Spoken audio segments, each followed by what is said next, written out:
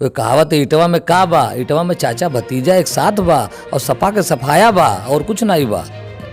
मैं उनको चचा कहता था, मैंने माता प्रसाद पांडे जी कहना शुरू कर दिया जब से वो ऑडियो सुना। मेरी नज़र में वो गिर चुके हैं। वो तो कह रहे हैं अभी ऑडियो सच्चा नहीं है, अगर इसमें हेर फेर किया। अगर ऑडियो सच्चा नहीं होगा तो मैं आपके सामने कह रहा हूँ पूरी जिंदगी उनके घर पे जो है जूता पॉलिश करूंगा। इटवा में एक नारा दिया जा रहा है, इटवा शून्य से शिखर की ओर।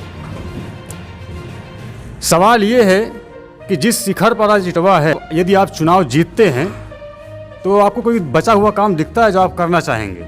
आप अगर आए होंगे जनपद से तो आपको शिखर वैसे ही दिख गया होगा।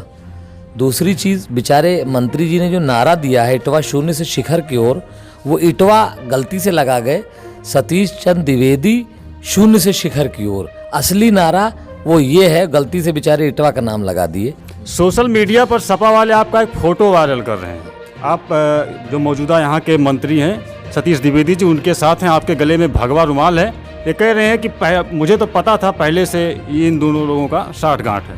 देखिए, एक बात समझ लीजिए आप कि यहाँ के जो सपा के लोग हैं, कहाँ मुलाकात हुई थी? सुनिए सुनिए सुनिए। 2017 के विधानसभा चुनाव में आप बीएसपी के उम्मीदवार थे इटवा विधानसभा सीट से। कांग्रेस और सपा का गठबंधन था। पूर्व सांसद हाजी मोहम्मद मुकीम साहब गठबंधन के लिए बहुत ज़बरदस्त तरीके से प्रचार कर रहे थे। क्षेत्र में ये भी कहा गया कि पूर्व सांसद की ने जो ताकत लगाई उसके बदौलत 2017 में आप चुनाव हारे। 2022 में समीकरण अलग हैं, वक्त बदला और अब हाजी साहब यानी पूर्व सांसद जी और आप साथ में हैं। तो इस बार ये साथ जो है पहुंचाएगा विधानसभा तक। रात में मेरे पास फ़ोन आया कि भैया ठाकुर साहब लोग आ रहे हैं गांव फूंकने के लिए। मैंने कहा मुझे 15 मिनट लगेगा। 15 मिनट में अपने साथियों के साथ पहुंचा, एसपी से बात किया, वहां से फोर्स गियर अप करवाई। जब तक वहां पे मैंने कॉम्बिंग नहीं करवा दी पुलिस की, तब तक मैं हिला नहीं। नमस्कार, आदाब, मैं मोहम्मद आरिफ खान, आप देख रहे हैं पूर्वांचल खबर। सिद्धार्थनगर जिले में 3 मार्च को छठे चरण में मतदान होने हैं। जिले का सियासी तापमान लगातार बढ़ता जा रहा है। आज हम मौजूद हैं इटवा विधानसभा सीट में।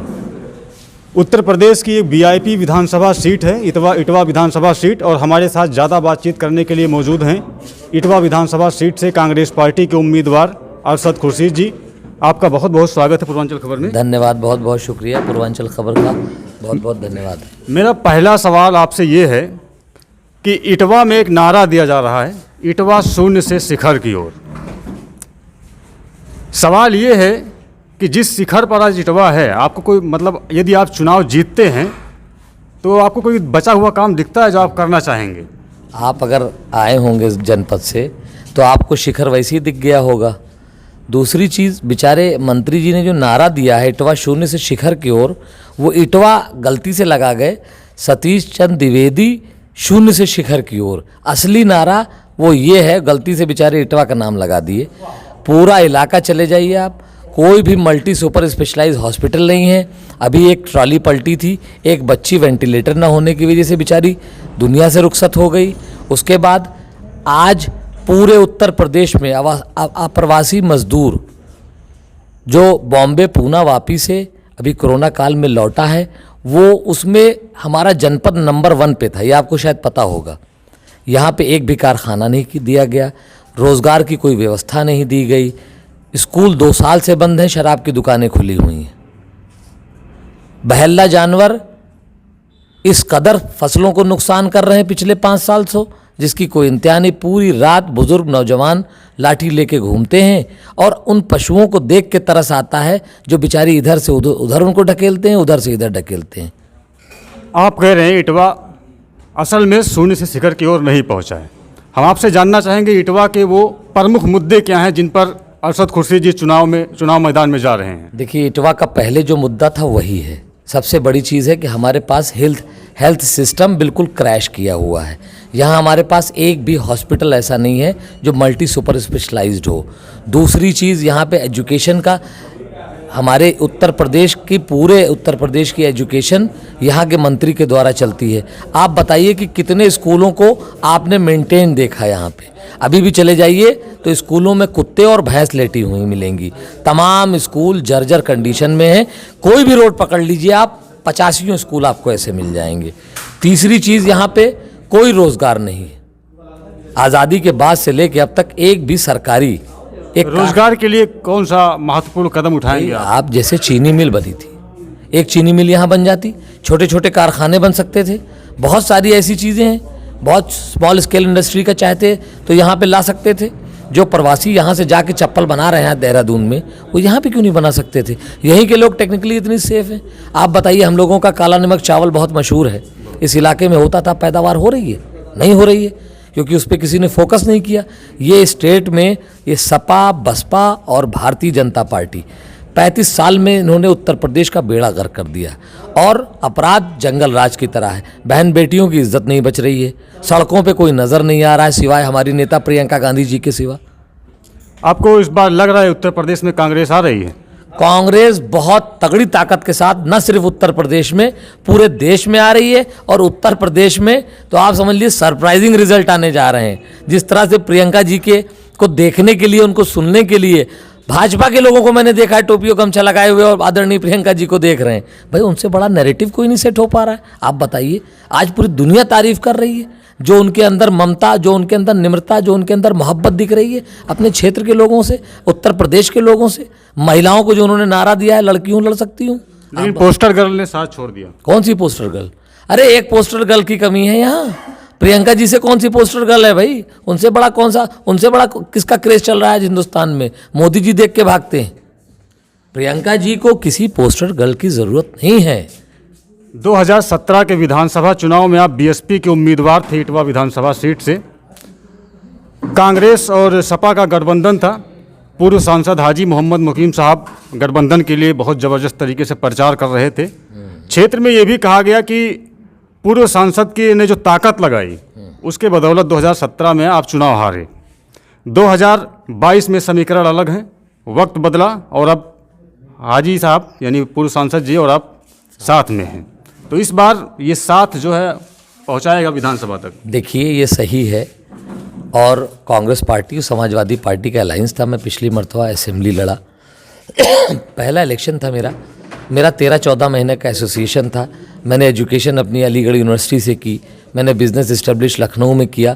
मेरा पैतृक घर डुबरियागंज बनगवा यहाँ है पिछले 6-7 सालों से। मुझे लगता है कि जनता के बीच में मेरा 13 महीना उतना भारी नहीं पड़ पाया कि मैं बीजेपी को हरा पाया, मगर समाजवादी पार्टी को तो हराने में वही 13 महीना भारी था।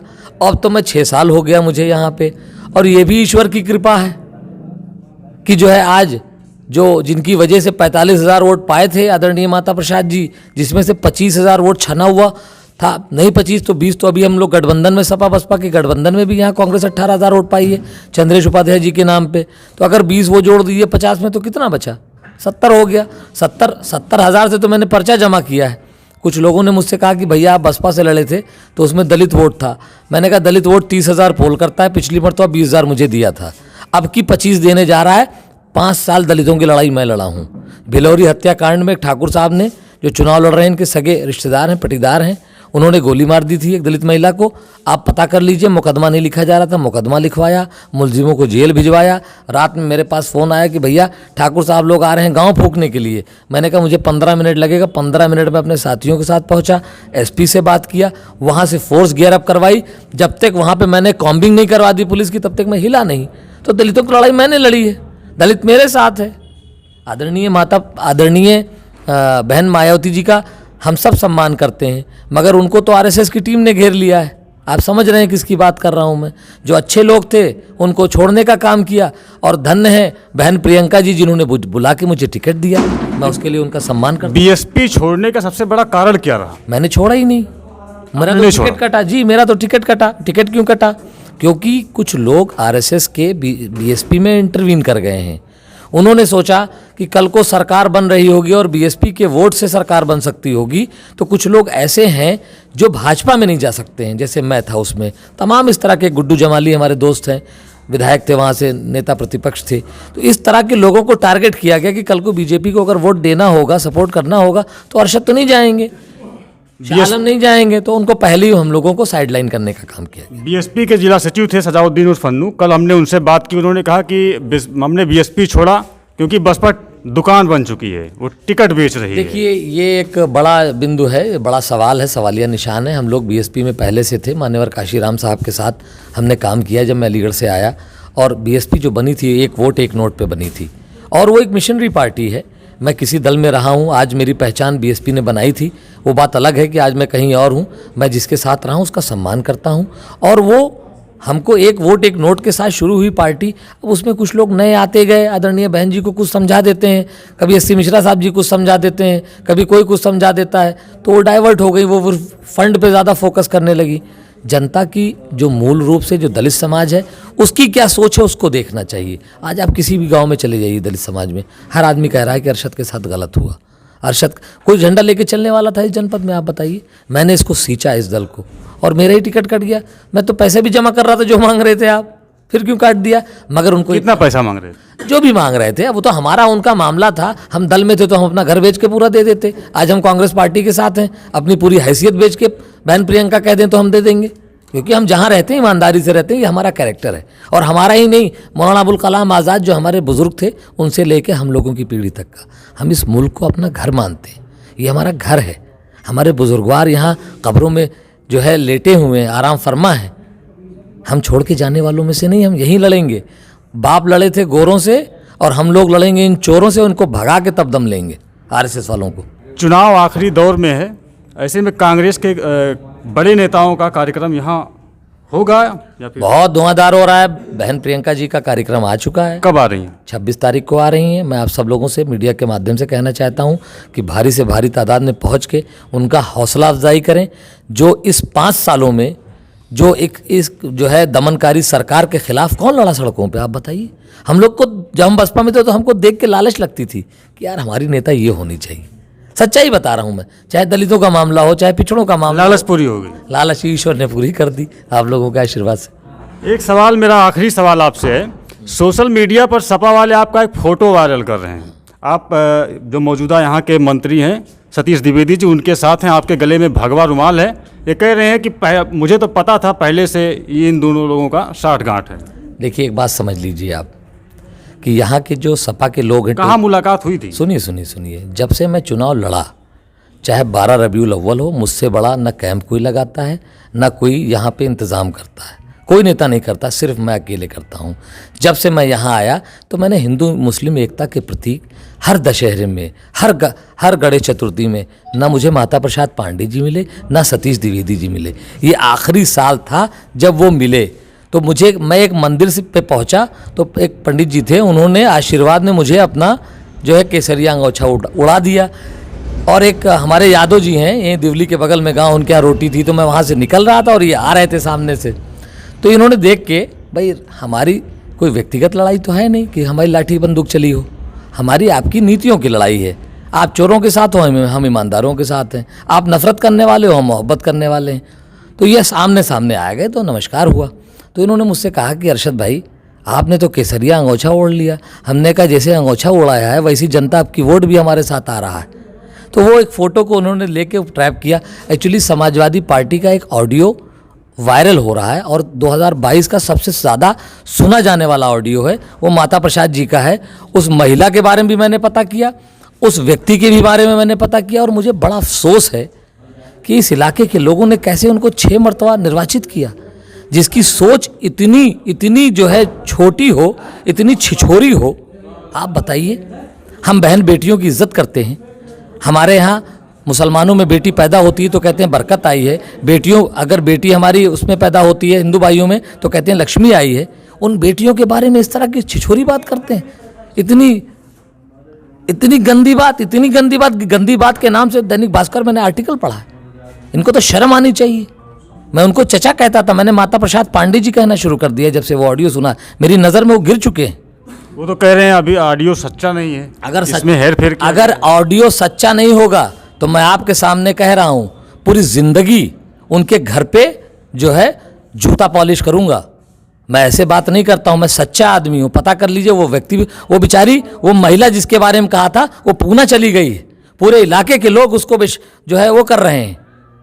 हम तो इसके चक्कर में कैंपेन चलाना चाह रहे थे और अभी हमने प्रियंका जी से बात की। अभी चुनावी मामला है, चुनाव के बाद इसके खिलाफ कैंपेन चलेगा। हमारी पार्टी का नारा है, लड़की हूं लड़ सकती हूं। महिलाओं के बारे में अभद्र बात करेंगे। सब लोग टोपी उतार के भागे चले आ रहे हैं। मैंने कहा वो टोपीबाज हैं, टोपीबाजों से बचो। सब लाल टोपी उतार के चले आए हैं इधर। वो अभी कुछ टाइम पहले मेरी बात हो रही थी तो कह रहे थे कि कांग्रेस के जो कार्यकर्ता थे जो हाजी मोहम्मद मकीम के साथ रह रहे थे उसमें से 90% लोग अब सपा का टोपी पहन लिए। अब मेरी बात सुन लीजिए आप, आखिरी में चचा ही बचेंगे टोपी पहने हुए। ये इटवा है, पिछली मरतबा चूक गए थे, अब कि उनको ऐसा खिला रहे हैं ना। इस बार सपा का सफाया होगा। सपा कांग्रेस सफाया है, भाजपा पहले ही साफ हो चुकी है, शिखर पे पहुंच चुकी, रुपया बहुत कमा लिया। अरशद खुर्शीद जी आ रहे हैं। निश्चित तौर में प्रियंका गांधी जी के चेहरा है हमारे पास, एक शानदार जानदार नेता है हमारे पास, और हमारे चचा आदरणीय मुकीम साहब का आशीर्वाद है, और एक हमारा नौजवान साथी जो यहाँ से पार्लियामेंट लड़ा था, अपने चंद्रेश उपाध्याय जी। ये सब अच्छे लोगों की टीम है। एक इंजीनियर बैठा हुआ है, एक डॉक्टर बैठा हुआ है। आप देखिए कितनी एनर्जेटिक टीम दिख रही है आपको। बताइए किसी दल में इस तरह के लोग हैं? आप बात करिए उनसे तो लगेगा शानदार जानदार लोग हैं, एजुकेटेड लोग हैं, दुनिया के हर फोरम पे बात कर सकते हैं, ऐसे लोग हैं कांग्रेस में। अब मैं तो चाहूँगा कि आप भी कांग्रेस में जल्दी से आएँ। मीडिया के सारे बंधु आ चुके हैं, सभी लोग आ जाइए ताकि देश को बचा लिया जाए इन चोरों से। और प्रदेश तो बचने जा रहा है, बगैर हमारे सरकार नहीं बनेगी किसी। ये थे हमारे साथ इटवा विधानसभा सीट से कांग्रेस पार्टी के उम्मीदवार हाजी अरशद खुर्शीद साहब। आपका बहुत बहुत धन्यवाद है, आपने पूर्वांचल खबर को अपना बहुमूल्य समय दिया। बहुत बहुत शुक्रिया आपका और आपके न्यूज़ चैनल का, पूर्वांचल खबर का, और मेरी ढेर सारी शुभकामनाएं, दुआएं आपके साथ कि आप तरक्की करें। और चूंकि आप लोगों के ऊपर बहुत बड़ी जिम्मेदारी है, आज संविधान खतरे में, तो आप लोगों को ईमानदारी से काम करने की ज़रूरत है। बहुत बहुत शुक्रिया, थैंक यू।